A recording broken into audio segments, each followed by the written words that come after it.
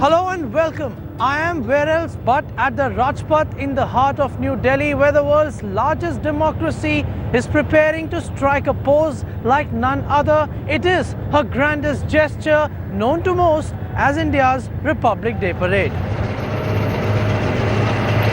It is but natural that when an elephant desires the earth with its might will shudder, and that's what's happening out here as we speak. Who amongst us hasn't cheered them marching? But give it a thought. This is just a culmination of what began months ago, in some cases even years ago. This is the story of what you don't see when you see the Republic Day Parade.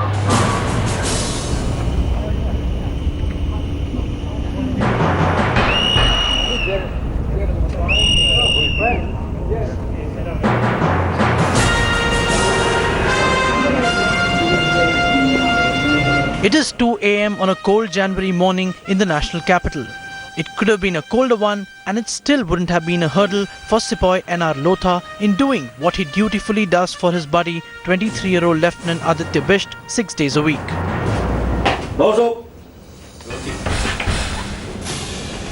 He, after all, knows that for this young officer hailing from Almora in Uttarakhand and commissioned as recently as June 2015, this is an opportunity which comes but rarely in one's career. But it is hardly about Bisht alone.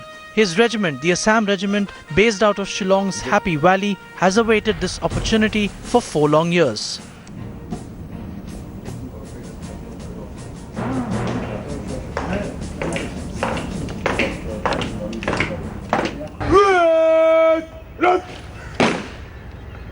सभी ठीक है?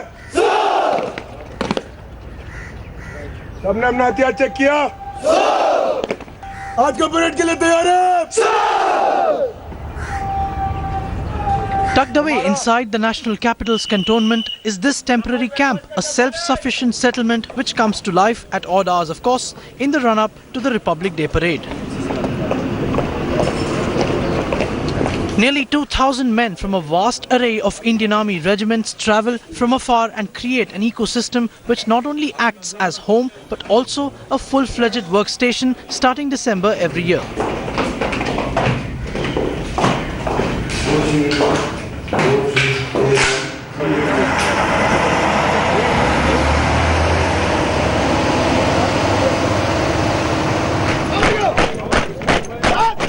In a month and a half since their arrival, with the Army Day Parade on January 15 behind them, time has come to set sights on a bigger, grander goal, the jewel in the crown, India's Republic Day Parade. Organising the Grand Parade on January 26th was a task made easier by an interesting historical lineup which saw the army get its first Indian Commander-in-Chief in the form of General and later Field Marshal Kodandara Madappa Karyappa on the 15th of January 1949, a full year before India became a republic. As a result of this, year after year, by the time the 26th day of January arrives, the army, the largest and the most visible component of the parade, is ready to deliver.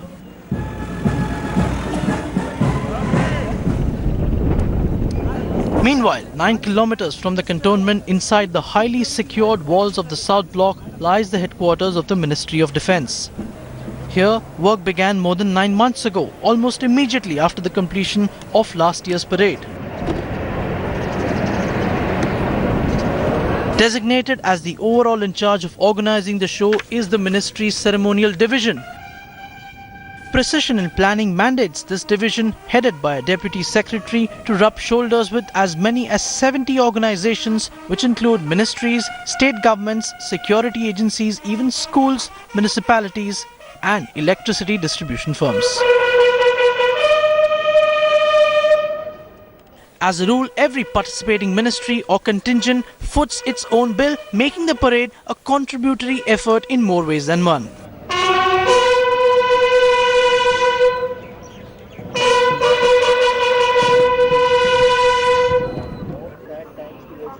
Almost simultaneously, the Army headquarters, in particular the Adjutant General, a 3-star officer who supervises the Army's administration, tasks this unit, the Delhi area, with the execution of the parade. When those orders arrive, life takes a different direction for this man, Colonel Kulveer Singh, in charge of Delhi area's administration. He is a third-generation army officer who himself was a member of a marching contingent in the 1991 parade.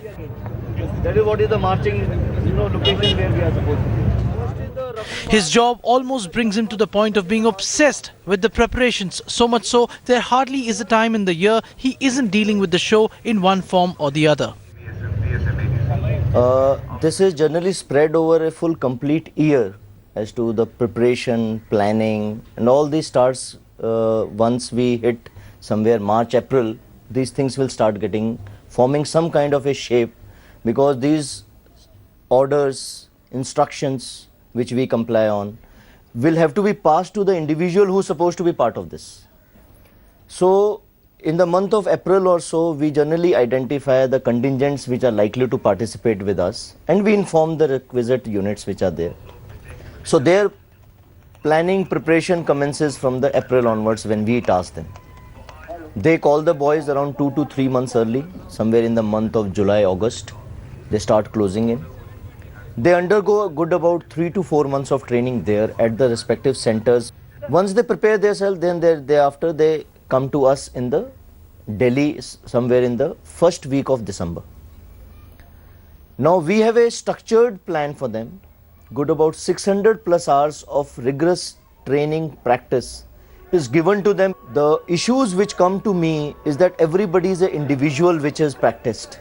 Now to get them together, to get them into a particular, I would say, a form of a parade is what my task is.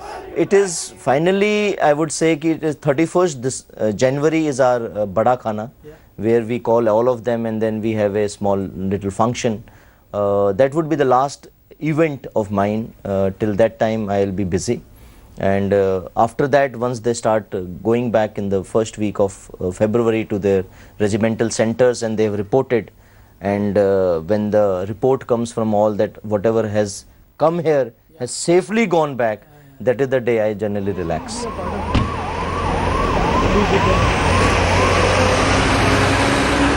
With slightly over a week to go before the parade, it is time to transit and to amalgamate.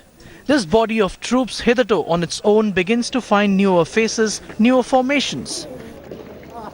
By 3 a.m., the contingents from the Air Force, Navy, Central Police Forces, the Delhi Police, young volunteers of the NCC and state floats among others join those from the army at the Rajpath for the first practice. Contingent कृपया ध्यान से सुने, अपना cap, gloves, I card और magazine अपने हाथ में रखिए. But can you simply walk into the arena and do your gig? The answer is no. Every shortlisted individual who has been screened even before he or she reaches the capital must pass through at the very least 4 checkpoints where the army and the police scrutinize everything all over again, including caps, gloves, ID cards, and of course the weapon, which under no circumstance can carry a live cartridge. There is something known as a zero error syndrome. We do not, it is the same yardstick whether we take it for the local civil population or for the army man. Now all the more reason that the army man who's come in, he's got to get his weapon neutralized. The weapon neutralization is a drill which goes to years back. Now the moment you come on to the RDP, there are number of other agencies which get involved in security, which is the army, the police, that is the Delhi police. You also have the PM security which gets involved because the PM and other dignitaries are involved. So there is a lot more coordination in an area which is at a much grander scale as compared to ADP. So vis-a-vis the ADP, the security of the RDP becomes slightly more challenging. While troops in their buses will ply between their home base inside the cantonment and Rajpath every time there's a practice, the team at the integrated mech camp, also inside the cantonment, simply cannot. In possession of 120 vehicles which have been pulled in from all parts of the country since September last year for the parade, the camp houses tanks, armoured personnel carriers, missile regiments, radars and jeeps. Equipment too heavy, too precious and too big, frankly, to lug around.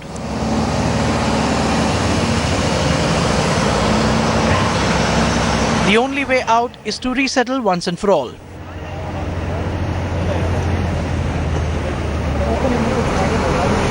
Lieutenant Colonel Akshay Baloria, the officer in charge, has a plan in place, but it is going to be a messy affair and it better be done when only a few are watching. तो जिस order of March में आपकी briefing की गई है उस order of March के हिसाब से आपने चलना है जैसे कि आपको After briefing his men thoroughly at a speed not exceeding 10 kilometers per hour and with a uniform separation of 50 meters between two vehicles, the almost 3-kilometer long convoy of 76 vehicles with 140 personnel on board makes its way out.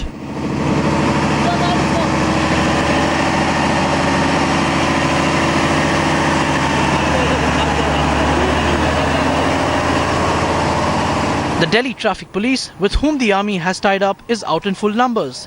So significant are the elements of this convoy that one incident or mistake will have ramifications beyond the capital. Planning, it seems, has paid off as the lethal platforms safely roll into what will be their home, at least for now.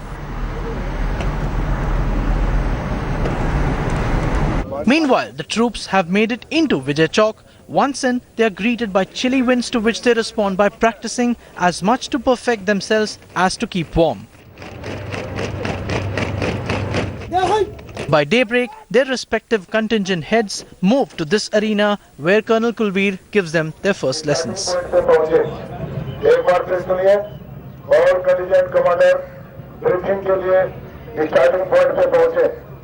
It is 8 a.m. and Delhi's Vijay Chowk, an area otherwise frequented by all and sundry, is now a sealed zone where nothing can just move.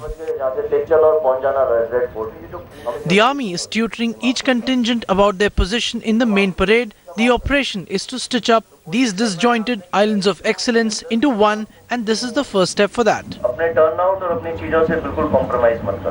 In a bid to reduce the duration of the parade from 120 minutes to 90, the Defence Ministry has had to say no to many participants, which include armed forces like CISF, ITBP and SSB, as well as several schools. Even the army has had to reduce its stamp by sending back trained contingents. They say the parades of the future will be even shorter.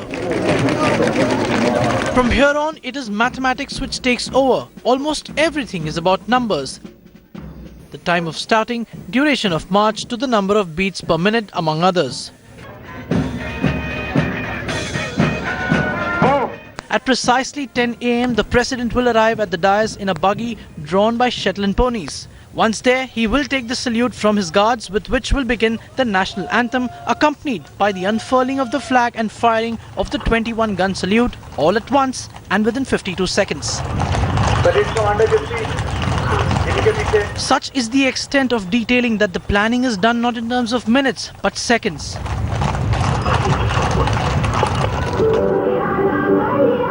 At the 5 checkpoints established along the Rajpath, those marching get their feedback. Too fast or too slow, all done to ensure that the main dignitaries see a uniform march for the duration of 1 minute 13 seconds, that every contingent remains before their eyes. Moments before the practice rolls, loose ends being tied up. Reserve the best for the last is what they say. Towards that, the army has fielded this 129-member volunteer team from its celebrated Jabalpur-based Signal Training Corps for this year's parade. It is a team with the distinction of holding 20 mind-numbing world records, one of which includes a kilometer-long ride for 56 men on one bike. Yes, you heard that right.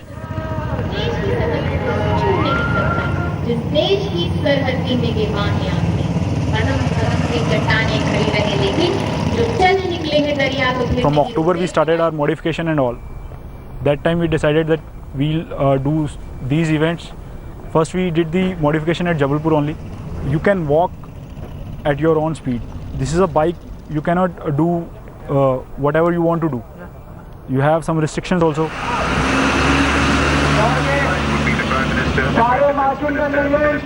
From this moment onwards, for the next 90 minutes of the practice, through radio, mobile and army communications set up specially for the occasion by the Signal Corps, Colonel Kulveer's team will attempt to monitor the actions of each contingent, and in it, each among the 147 individuals. With the uniform laid down speed of 120 beats per second for all the bands, corresponding marching can be controlled. What, however, is the solution for someone who has to drive at the speed of 5 kilometers an hour a vehicle which is fully covered, allowing very little visibility to the driver? For those driving the tractors on which are mounted various Ws which have to get selected following an intense peer review, there is literally a window of hope. Through this square, the driver has to maintain visual contact of his guide, a Jawan who marches in sync with the rest for the entire length of the parade. As long as he sees him, he's doing just fine.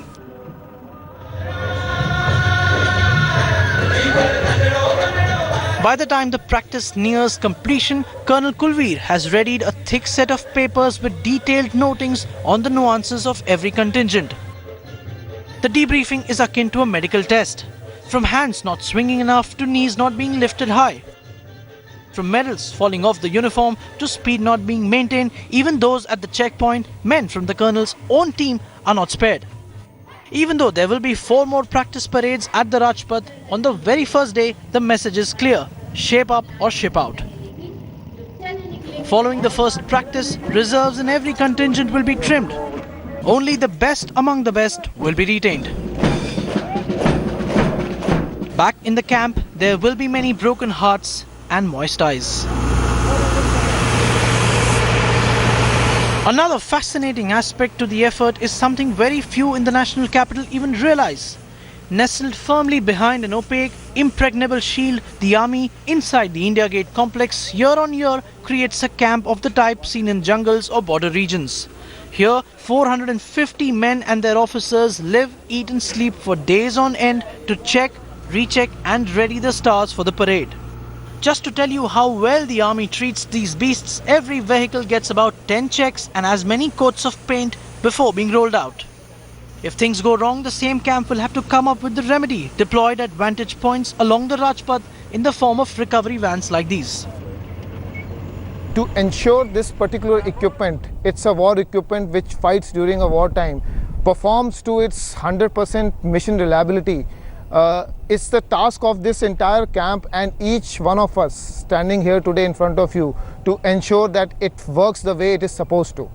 We start having this camp say by October first week, where the various state-of-art equipment from all over the country start coming to us in terms of equipment, the crew behind them and the technicians which are there to maintain, prepare the equipment for the parade.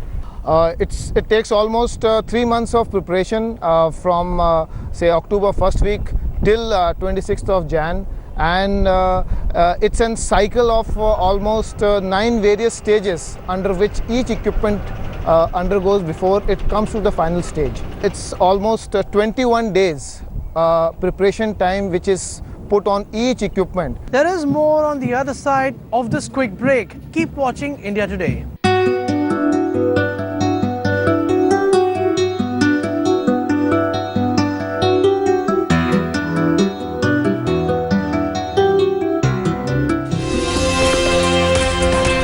More than 2 lakh people assemble year on year to witness the spectacle called the Republic Day Parade. Tanks, missiles, armored vehicles forming up for practice in the heart of the national capital.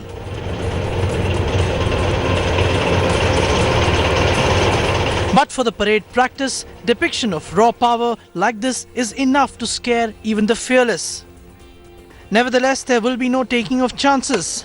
Like the men, even the vehicles will be scanned before being allowed to proceed.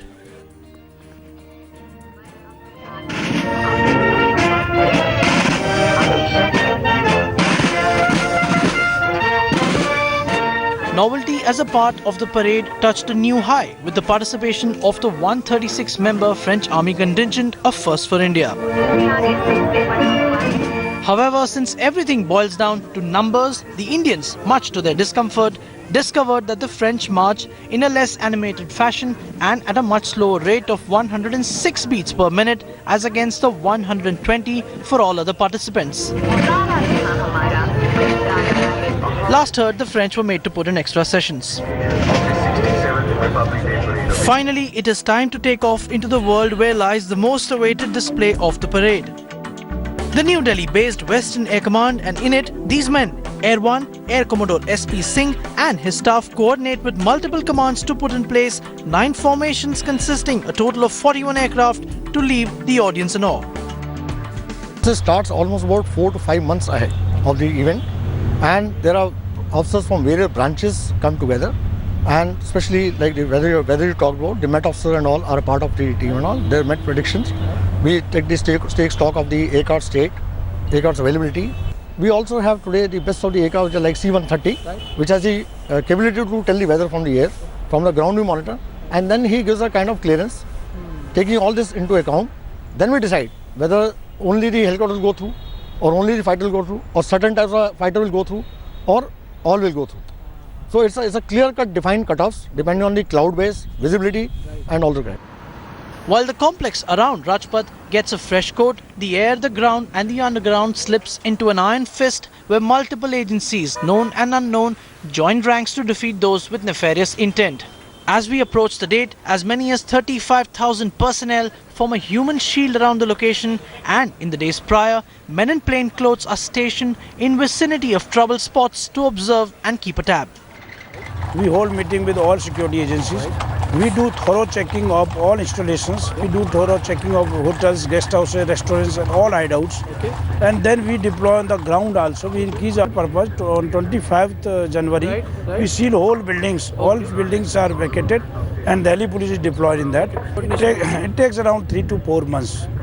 It takes 3 to 4 months. We hold meetings with all stakeholders, and which whole area is checked. We have got enough manpower for this purpose, and we get extra manpower from Ministry of Home Affairs also.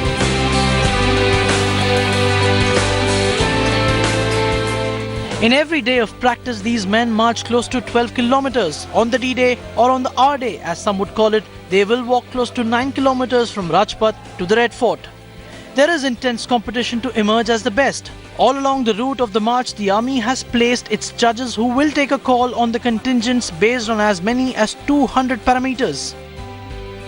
The army in fact maintains what it calls a Pressy, a book which in black and white tells you the do's and don'ts of a successful parade. 1 lakh man-hours go into planning and execution of this spectacle. Those involved told us it was all about muscle memory, an act of repeating something so often and so intensely that one's body carries on regardless. While it is true that the effort does take a lot from an individual, what cannot be denied is that irrespective of the age or stage of one's career, it leaves him enriched as well. Let me tell you something. I am from India and I joined at 16 years and 8 months. Right? This is way back in 1976. And I've seen these parades on the ground. I was posted there in Delhi many times. I've seen this parade on the TV. And whenever I used to see the general standing there on the vehicle and going past and saluting the president, एक ख्वाहिश थी मन में कि काश मैं कभी उस पे हो सकता, उस गाड़ी पे हो सकता. And I'm very, very thrilled, happy, delighted. I don't know what words to say. To be part of this parade, you don't understand it. It's a momentous occasion for all of us. Just to stand here, I mean, even if I just standing here and not taking part in the parade itself is a momentous occasion. And in my own course, we passed out about 450 cadets, gentlemen cadets. I think I am the only one who's going to be part of the parade. It is not about the thing that I'm young, so I cannot lead them. It's about how they look up to me. That whatever my actions, whatever I'm doing, are they with me in that or not? If I'm telling them to do something, but I'm not following it myself, so in that way they'll not follow me. But I have to do it, and that is how I motivate them. As such, there is no biggest worry because we have practiced enough for everything. We are mentally as well as physically prepared to go through everything. I would remember being with my men and commanding them on Rajpath. And it is a matter of honor for me to represent my regiment. This goes in the memory lane. Since last year parade experience, I'll tell you, the parade did start on a very, I would say, 3 minutes late as what it was supposed to start. Thereafter, the cascading effect started, And we were somewhere, when the half the parade was there, we were somewhere around 26 to 28 minutes, if I recollect correctly. We had already overshot. But since the time for the parade was given was less, I was told after the half the parade that the parade has to finish in time. I think so. That was one order which I received when I cannot physically go on ground, but I have to still perform and I have to get it completed. Just because my previous practices, I was on ground and I can see as to where all I can pull up, and finally we were able to finish the entire parade just 20 seconds above. And that entire journey of mine of that 26 minutes, getting to 20 seconds is what I would remember always. The British left India independent on the 15th of August 1947. That day meant a lot to them. After all, just 2 years ago on that very day, they had secured the Japanese surrender, thereby emerging victorious in the Second World War. Ever wondered why we celebrate the 26th day of January and not the 25th or the 27th for that matter? Historian Ramchandra Guha tells us that it all boiled down to a resolution adopted in the Indian National Congress's session at Lahore. Mohandas Karamchand Gandhi wanted Indians to participate in large numbers in a variety of activities and demonstrate in support of Purna Swaraj. It had to be a Sunday after all, and that Sunday was chosen to be, and it happened to be in fact, the 26th of January. History has this and much more to offer us all.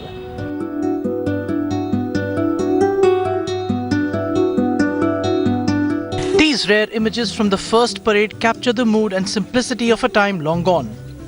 A time when barricades were fewer and innocence was found in abundance. It was also a time when, in the words of Kapila Vatsyayan, noted scholar and historian who was a part of that parade, you could expect a flying visit by the Prime Minister to check on the preparations even at 3 in the morning. Let me tell you that there were not more than 2 or 3 floats, but there were no professionals involved in the making of the floats. It was hard work getting all this together, but it was fun and frolic. The Prime Minister of India coming to see how the float is being made at 3 a.m. or something like that. I think that's a big anecdote, if you need to have an anecdote. While the history concerning the Republic Day is known, what isn't is just why India chose the parade to express herself and how much has it really contributed in nation building. Remember that whatever the Prime Minister or Srimati Indira Gandhi thought of the folk dancers, these were all tribal people. These were people coming from different parts, and to make the Delhi audience and the Delhi elite, so to say, aware of the richness of the fabric of this tribal India, I think is a plus point. Whether today the way that it has taken place and there is professionalism that has walked into it is a different matter, but changes would take place. But at that time, remember that this was the first Republic Day, and remember that this is the first time that you had groups from different parts of India staying together in Talkatore, and this is the first time that they were walking on Rajpath as equals. Having commanded 3 parades from 1985 to 87 as the General Officer commanding Delhi area, Major General J.S. Jamwal belongs to an era when the parades were hardly as smooth as they appear today. There was no time limit at all. It should be that much. When I joined there, I found that it is too long. So I said it should be done exactly for 1 hour.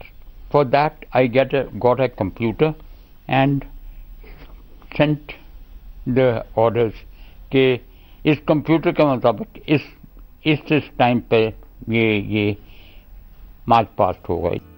Oddly, none among them watched the parade any longer.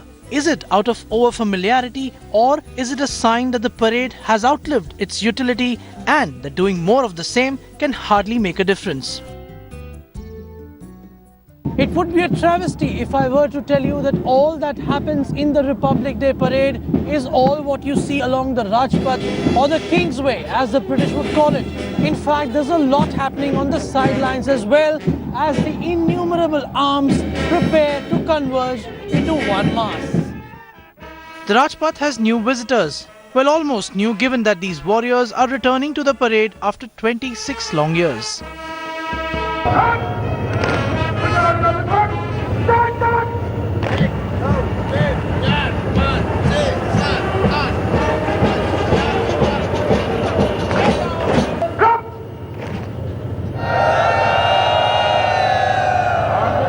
They guard, they lead, they detect, they even assault. And now these four-legged warriors are getting the recognition they deserve. With 36 of their trainers, as many army canines are practicing to put up a good show come January 26th. This contingent, consisting of 24 Labradors and 12 German Shepherds, has made its way from the Meerut-based Remount and Veterinary Corps. There are several aspects which make this performance unique. Among them is the fact that unlike other contingents, here the men are not selected for their marching prowess but for their command over the dogs. We have been practicing from last 4 months and we practice 3 times in a day. This pack has been carefully chosen for its obedience and past record. Yes, the army says it maintains a profile of every single dog, and believe it or not, their transfers are matters decided by none less than the authorities at the army headquarters in South Block. In case by any chance, by any stimulus they are making a mistake, our handlers, our army dog trainers, they are trained in their profession so well that they can overcome that training. The dogs these days in mountain warfare, in CI ops, they are like the basic requirement of an infantry unit, because whenever they are going in operation, the ADT and its dog is the first one to enter the operational area, to first one to search the area, to guide the infantry where is the location of the hideout, where is the location of the terrorist, or it can track the terrorist, it can track any explosive which has been planted, or IEDs which has been planted. The army, while it wants the dogs to obey their trainers, knows it is in no position to guarantee the dog one trainer all through. The dogs does have a new boss with every posting. अगर आप उस जानवर के साथ भी दोस्ताना व्यवहार रखेंगे तो आपसे कदम मिला के हमेशा हर जगह चलने के लिए तैयार है. However, today is a day of anticipation before the eventual celebration. Their booming is synonymous with ceremony. History has spoken about it as well. All we now have to do is locate it. At exactly 10 AM, when the first citizen of India takes the salute, the national flag too gets accorded the highest military honor with the firing of the 21-gun salute, or as they call it, 21 Topon ki Salami. But who among us has seen it happen? Hardly anyone. So we went about searching and landed up in an obscure corner about 300 meters off the Rajpath. Much to our amusement, we discovered that the firing, so to say, never actually takes place. 7 obsolete British-made 25-pounders, as they're called, are made to line up, and along with his men, Lieutenant Colonel Aditya Devrani, officer in charge, 228 Field Regiment, does what it takes to execute this ceremonial task. Stand by! What? This is the only gun in the whole country which participates in all ceremonial functions. You were explaining it to me that the function of the gun, your role per se will be about 52 seconds. Within 52 seconds you have to do it. Can you explain that whole coordination that you were telling me about? Okay, brother, I'll tell you. Okay. Possibly that is the reason for RDP. You see, you are aware that the Republic Day parade is on 26th, but we start firing for this Republic Day parade. Since last 10 days we are firing for it. There are so many practices which are involved because the precision is required. You see, there are a total of 4 simultaneous actions during RDP Republic Day parade, which are to go together hand in hand. The action number 1, when the president of our country, he goes and occupies the dais, the president bodyguards, commanding officer gives him the salute with the help of a sword. Right. So as soon as this action is done, very close to the main dais. Along with that, the national anthem also starts. As you are aware that the total length of national anthem is 52 seconds. So along with this national anthem, when the first note is played, the first shot of this 21 gun salute should be fired. Okay. And along with the last note of national anthem, the last note should be, the last round, that is 21st round, should be fired. Out here, there is no shell. We are using only the cartridge with some propellant inside. So it is just to make the sound. And with the help of this 21 gun salute, this is considered as the highest military honor which can be accorded to somebody. So whenever I see the president bodyguards, CEO saluting the president, that is the time I signal with the help of my radio communication and with the help of this particular flag also, I signal the gun end to start off with the fire. The only reason to carry on with these maintenance heavy guns made in 1941, we found out, is because of their unmatched prowess in generating noise upon firing. The army says there is no modern artillery gun, at least available in India, which is in a position to keep these old mouths shut. And thus the show carries on. Fire! The military, which forms the backbone of this parade, designates Delhi as a peace station, indicating comfortable, cozier postings for its staff, which, as we all saw, is actually all but that. Nevertheless, in the capital, issues change, different issues take center stage. What doesn't change or stop is this massive yet sturdy cycle which churns and churns to come up with a spectacular Republic Day parade, which, as we now know, is second to none. Thank you for watching. Goodbye and Jai Hind. MLA Sarfaraz Alam, along with his two associates, have been granted bail. However, they have been asked to cooperate with the investigation and their passports have been seized. The JDU lawmaker was